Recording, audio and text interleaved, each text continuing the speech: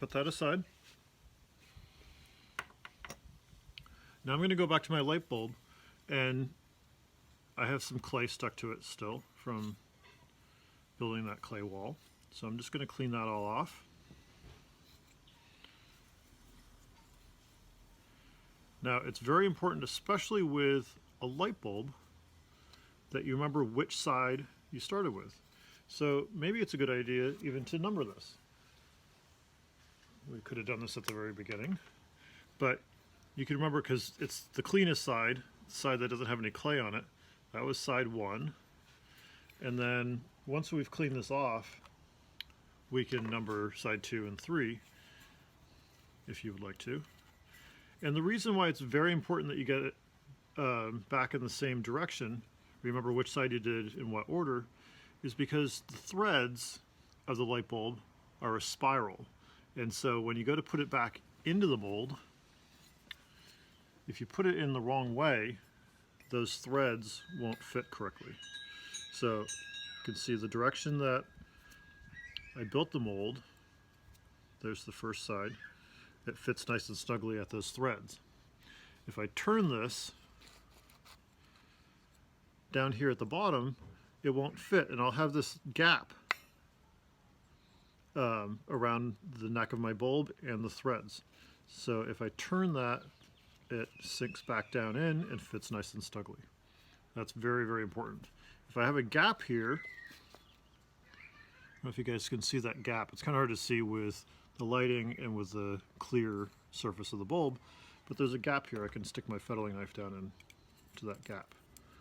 Okay, that gap, plaster will fill in underneath there, and I won't get a clean mold part the second time around.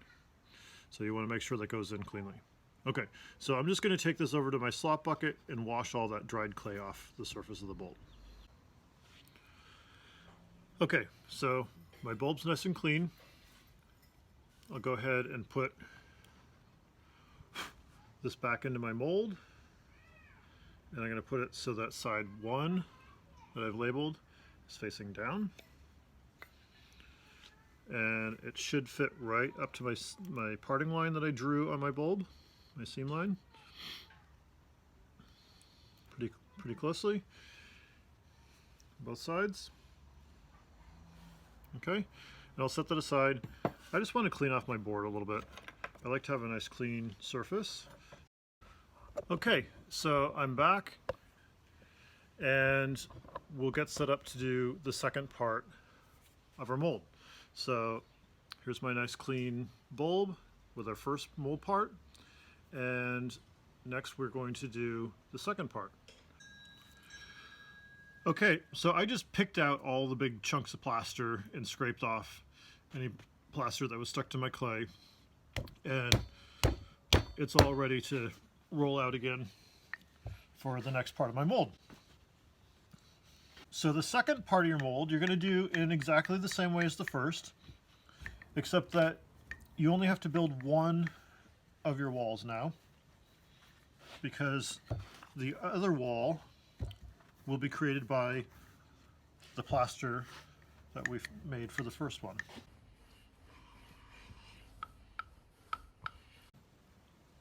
So now we're going to start with our mold, with our light bulb in the mold. So we're going to use one of these walls along here instead of building a clay wall in that spot.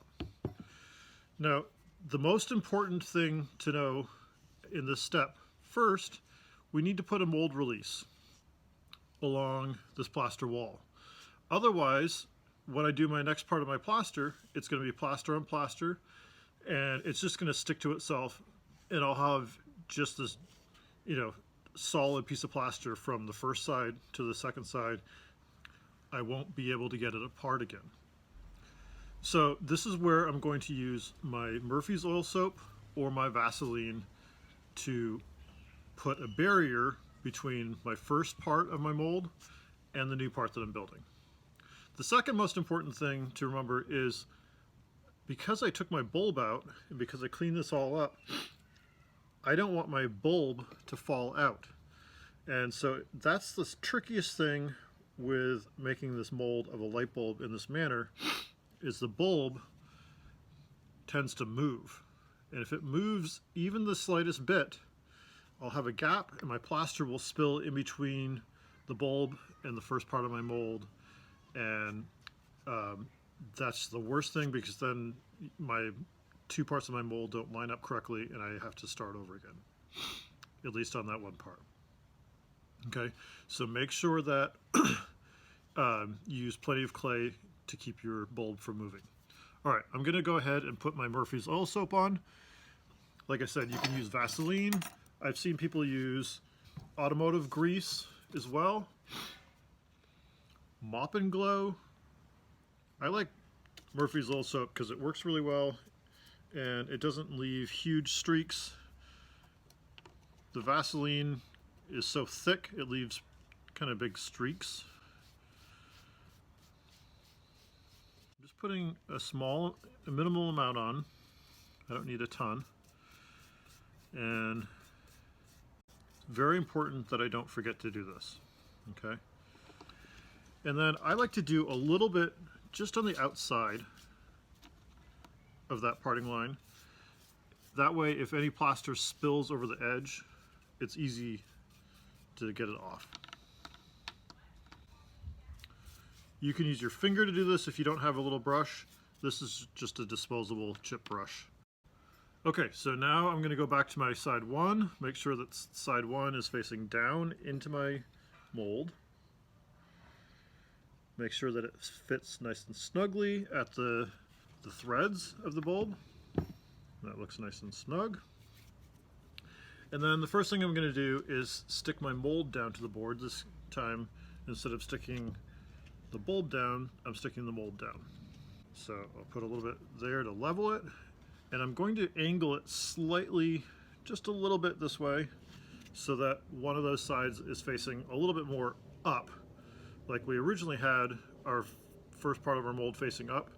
If I go all the way at an angle like this, then gravity, I'm fighting gravity because my bulb is going to tend to want to fall out. So you can put tons and tons of clay on there. I've still had, with lots of clay, I've still had it move out. So I recommend keeping it a little bit more angled like this. So we're doing this part of our mold next. I will label that 2, just so we remember again.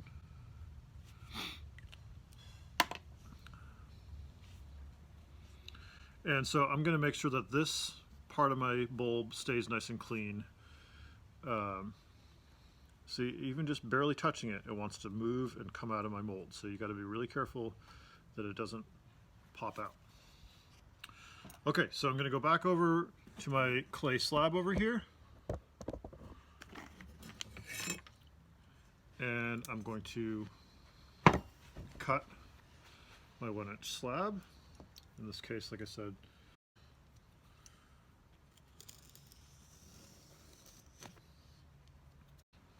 okay, so take a look over here. So you can see where my pour spout is. And so I just need to remake, that's the negative space, the cavity of where my pour spout was. So now I need to make the pour spout for this next section of my bulb. So I'm going to make that little funnel shaped thing again so that I can fill in right there. So if you remember, I just took a little piece of that and, well, I really rolled my clay out a lot thicker this time, which is fine, but it'll make it a little harder to make my pour spout. So I'm going to make that little funnel shape again.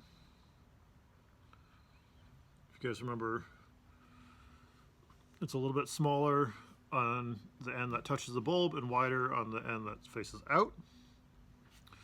And then I need that again to fit around that black tip of my bulb. So I'm going to carve out the space. Something like that. See how I carved out the end of that so that it fits right around that bulb. And this is just a little bit too big. So I'm just going to cut off the bottom part of it where it's not going to fit in there. And I'm just going to position that right inside that part of the cavity from the first pour spout side. And then I'll just smooth that out. I'll bring the camera over closer in 1 second. Okay.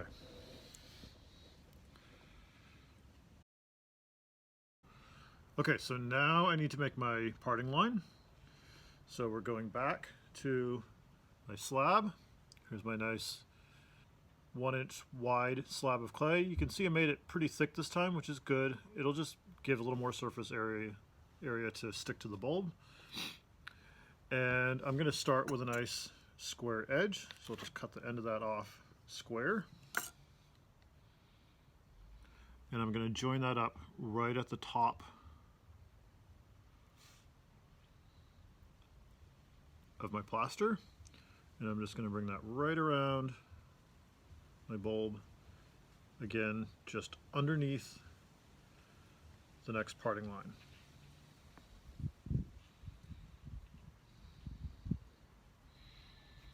And look at that. My bulb really wants to fall out. So probably I should have stuck it into the mold first.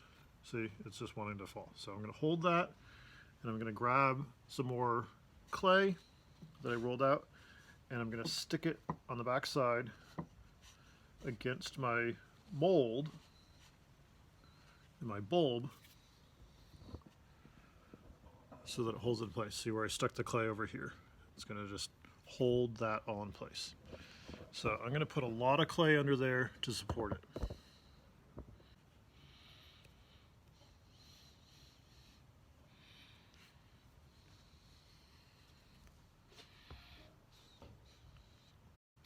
And I'm not only supporting the bulb and keeping the bulb from moving, but I'm also supporting the backside of this wall so it doesn't move.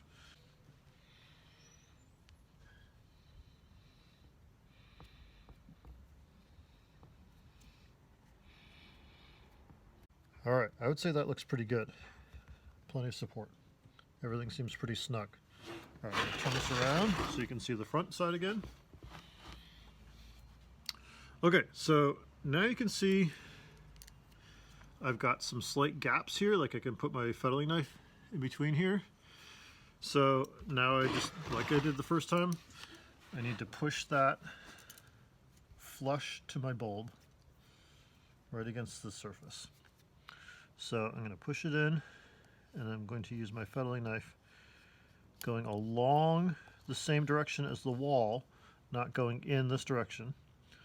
And I'm just pushing that clay down so there aren't any gaps on the surface of the bulb.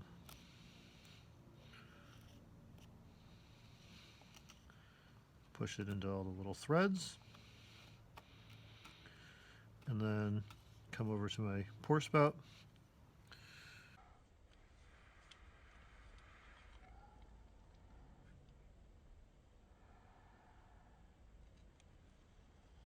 Then, if I don't have any gaps, which it looks pretty good, I can do my keys, just like I did over here. I did 2 there. I'll do 3 again this time. 1, 2, and 3.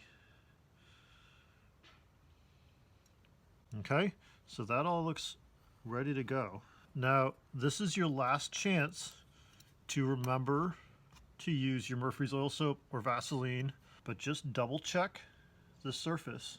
I can feel the Murphy's oil soap, and you can see it's a little bit shiny, shinier than plaster normally would be. So at this stage, if you at all think maybe you forgot your mold release, make sure to put it on. Okay, so again, to mix my plaster, I started with, in this case, I went with a little bit more water than I did the first time, about 2 inches of water. So again, fresh, clean water. Remember that plaster is exothermic, like I said, it produces heat.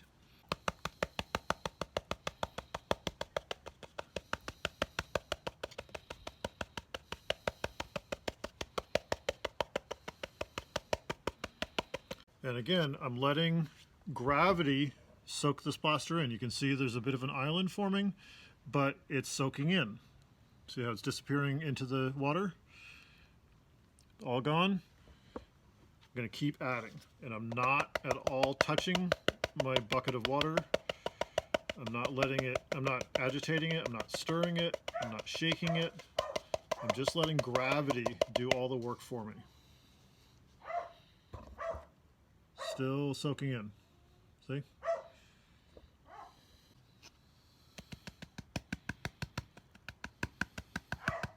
Okay, so see the island?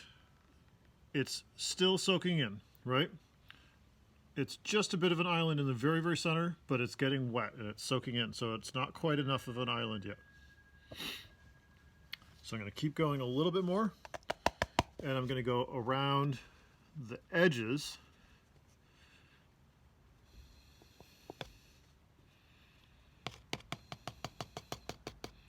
And you can see now the island in the middle has disappeared again. So I'm going to keep going until I have an island that stays on the surface and stays dry. I don't want to mount it up too high in the middle. It's a little tricky with a small bucket like this, yogurt cup, because it tends to mound up a lot in the middle. Okay, so there's a pretty good island. It's got a little bit too much water on that side, so I'm just going to kick that top part off a little bit until it's kind of nicely evenly distributed around the surface. And now we're going to let it sit. It's called slaking when the plaster is sitting and absorbing the water. So we're going to let the plaster slake for a minute and sit. One thing you'll learn doing plaster, it depends on the weather outside. So if it's a really, really damp day, your plaster will mix up and react slightly differently than if it's a really, really dry day. So it's pretty cool and damp today. So my plaster is kind of setting up a little bit differently. Okay, so I'm just letting that sit. So I'm just going to gently push that in and start stirring it. Again, I'm not going to squeeze the plaster chunks. I'm just agitating it gently. If I squeeze it, it makes it harder for the plaster to absorb the water. And again, that's because plaster is hydrophilic, meaning love of water. And so it actually, on its own, will seek out that water and mix with it. Okay, that feels pretty good. Now, again, do my dip test. You can't see my skin through. It's a nice coating on my hand. That means it's a good mix. If it runs off like milk, I have not added enough plaster and I need to add more. It's kind of tricky because once you've mixed it, then the island method doesn't work anymore because you've now evened out the saturation of plaster throughout the whole thing. So it's a lot harder to add plaster and judge how much you need to add once you've mixed it.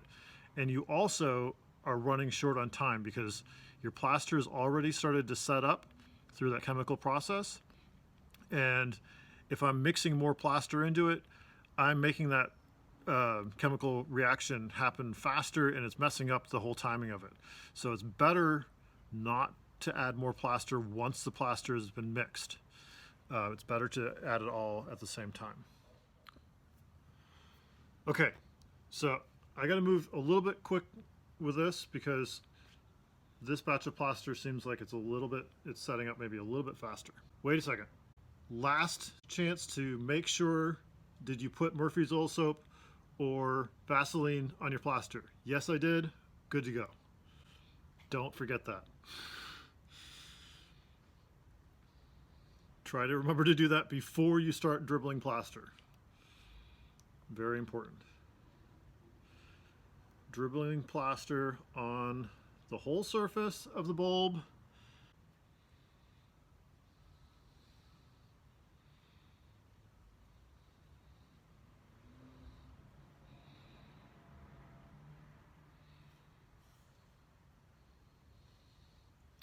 Okay, so there's a good first coat. Just very, very gently tap this. I can see some air bubbles coming off the surface of my bulb. That's why I'm doing that, to get the air bubbles off. And then I'm going to start by scraping this outside edge where the plaster is starting to spill off. And then I'm going to continue to dribble plaster from the top.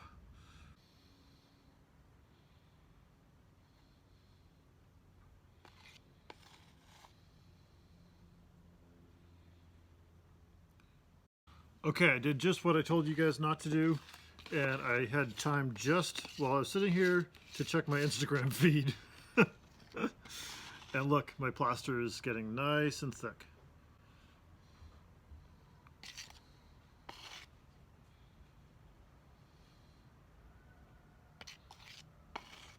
Once again, do not spread this yet. Or certainly, if you do, do it very, very, very gently. We don't want any voids on the surface of the light bulb.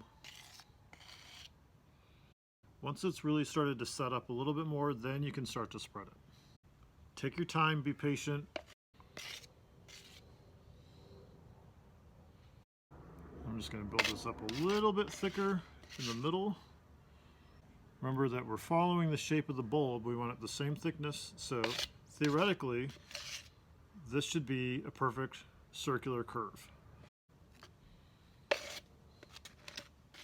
Like I said, if you run out of plaster and you need to continue to thicken your mold, you can mix another batch right away, and you can just go right on to this next batch of plaster, right on top of the old batch, the previous batch.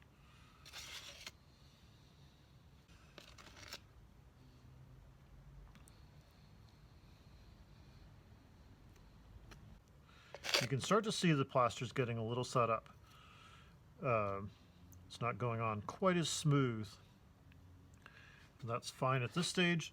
As soon as it starts getting chunky, like if you start to have to push through it and really work hard to make it smooth out, then you're actually fighting that chemical reaction of it setting up, and you absolutely want to just throw out the rest of that plaster and start a new batch. Notice that I can see my clay wall the entire length. I've scraped the extra plaster off. I've scraped the extra plaster along this side as well.